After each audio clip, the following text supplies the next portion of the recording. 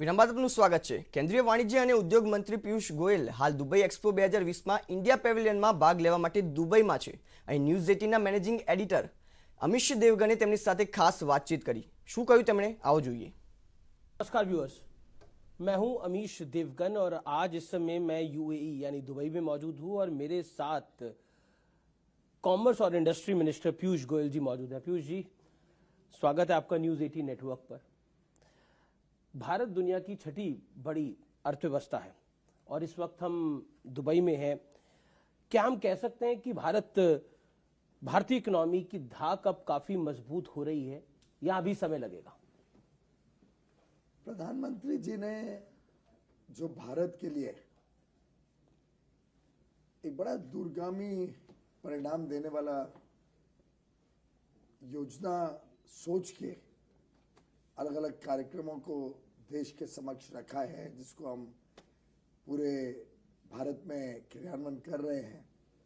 उसको देखते हुए मेरा अटूट विश्वास है कि भारत विश्व की तीसरी लार्जेस्ट इकोनॉमी बनने में अगले दशक में सफल होगा। भारत की अर्थव्यवस्था को अलग अलग रूप से और बढ़त देने के लिए कई सारी योजनाएं चल रही हैं, जैसे कि हमारा नेशनल इंफ्रास्ट्रक्चर पाइपलाइन के तहत 100 लाख करोड़ से अधिक इंफ्रास्ट्रक्चर में आधारभूत सुविधाओं में निवेश होगा, जिसका लाभ लॉजिस्टिक्स कॉस्ट को कम करने में होगा, भारत के उद्योग को और ज़्यादा सक्षम बनाएगा। पीएम गति शक्ति योजना के तहत ये इंफ्रास्ट्रक्चर समय पे लगे, अच्छा बने। अलग अलग एफटीएस के तहत हमारी विश्व में प्रभाव बढ़े। तो एक प्रकार से एक होलिस्टिक विजन लेके ये सरकार काम कर रही है। एक दुबई एक्सपो भी लगा हुआ है, लगभग 6 महीने उसे हो गए हैं। इंडिया पवेलियन का रिस्पांस कैसा है? क्योंकि भारत में लोग सुनना चाहते हैं, जानना चाहते हैं कि भारत की अर्थव्यवस्था के लिहाज से ये एक्सपो कितना महत्वपूर्ण था और निवेशकों को कितना खींच पाया है। अमित जी, आपको जान के खुशी होगी कि भारत का जो पवेलियन था दुबई एक्सपो में, वो शायद पूरे दुबई एक्सपो में सबसे ज्यादा विजिटर्स को आकर्षित कर। ये तो देश के लिए वाकई गर्व की बात। लोगों का फीडबैक क्या है नए भारत के बारे में, ये जरूर देश भी जानना चाहेगा कि भारत से बाहर क्या सोचा जा रहा है, क्या महसूस किया जा रहा है। अलग अलग प्रकार से हमने फीडबैक भी लिया है। वहां पे जो लोग निकलते हैं देखने के बाद जी, उनसे भी चर्चा होती है। डेडिकेटेड टीम सर्वे के हिसाब से उनसे बातचीत करती है और लगभग ये देखने को मिल रहा है कि कई सारी चीजें लोगों को कल्पना नहीं थी भारत के बारे में। कई चीजें ऐसी हैं जो लोगों को गलत फहमियां थी भारत के बारे में। मैं समझता हूँ ये देखने के बाद क्या क्या गलत फहमी, जैसे आज भी कई विकसित देशों को पता नहीं है कि भारत टेलीकॉम सेक्टर में कितना आगे चला गया है। पेट्रोलियम रिफाइनरी में आज विश्व की सबसे बड़ी रिफाइनरी भारत में है। स्टील इंडस्ट्री में most cost competitive industry Bharat में है। भारत स्वच्छ होते जा रहा है। भारत की जो इंफ्रास्ट्रक्चर है आज विश्व स्तरीय है, जो आपने उत्तर प्रदेश में भी देखा जिस प्रकार के एक्सप्रेसवेज वगैरह से सुशोभित। वहां तो इतिहास बन गया, वहां तो मतलब 37 साल बाद कोई मुख्यमंत्री रिपीट हो गया। वहां पहली बार उत्तर प्रदेश के इतिहास में 5 साल पूरी सरकार चला और वापस सरकार ने और फिर आई है। ये अपने आप में नहीं, उत्तराखंड में भी उसी तरह का इतिहास है। तो ये दर्शाता है कि भारत बदल रहा है।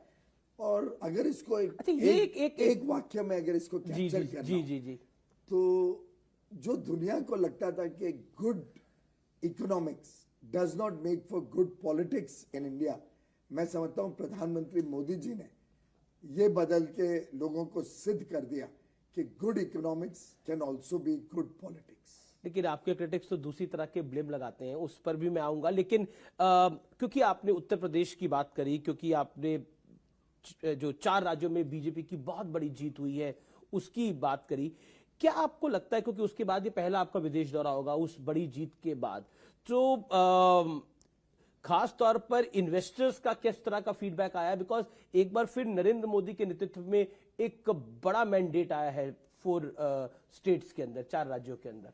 स्वाभाविक है कि निवेशक देखते रहते हैं कि परिस्थितियां कैसी इवॉल्व हो रही हैं अलग अलग देश में, उसके हिसाब से उनका कॉन्फिडेंस लेवल कम होता है, बढ़ता है, पर हमने देखा है कि गत 7 वर्षों में लगातार हर वर्ष भारत में जो फॉरेन डायरेक्ट इन्वेस्टमेंट आ रहा है वो बढ़ते जा रहा जी। है, और ऐसा बढ़त हो रही है कि हम हर वर्ष ऐतिहासिक एफडीआई भारत में ला पा रहे हैं, पुराने को रिकॉर्ड को तोड़ पा रहे हैं।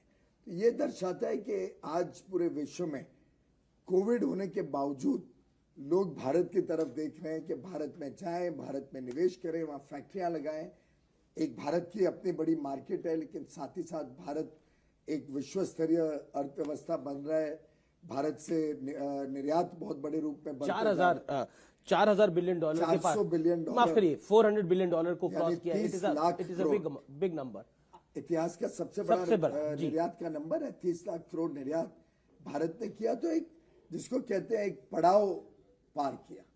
एक कई वर्षों से 400 बिलियन थोड़ा एल्यूसिव था, तो ये पड़ाव 400 का पार किया।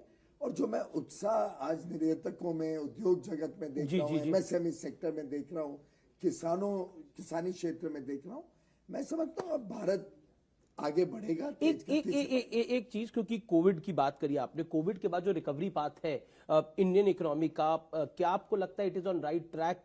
क्योंकि ग्लोबली बहुत चीजें दोबारा एक बार इफेक्ट कर गई हैं। There is a war between Russia and Ukraine.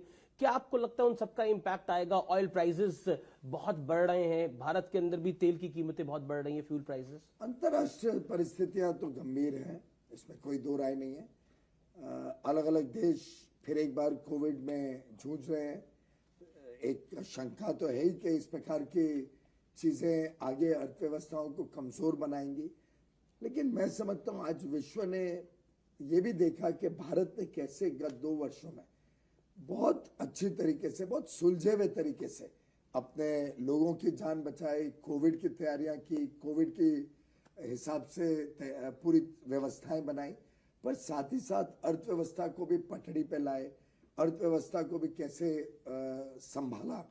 और मैं समझता हूँ ये भी एक प्रकार से विश्व में एक अच्छा संदेश गया है कि Bharat is the place to be. क्योंकि हमने देखा धारा 370 हटी, उसके बाद पहली बार यूएई के निवेशक गए कश्मीर में निवेश करने के लिए, उन्होंने मनोज सिन्हा से मुलाकात करी। उसे आप कैसे देखते हैं, क्योंकि आप अब इस विजिट पे भी हैं, this is a historic visit, what do you से?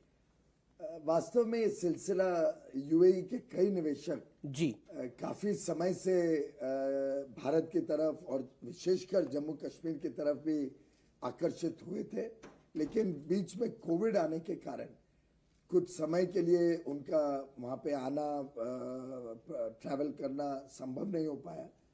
जैसे ही वो आ पाए और जब उन्होंने देखा कि कितनी संभावनाएं हैं जम्मू कश्मीर में, तो फिर तो there is no stopping it.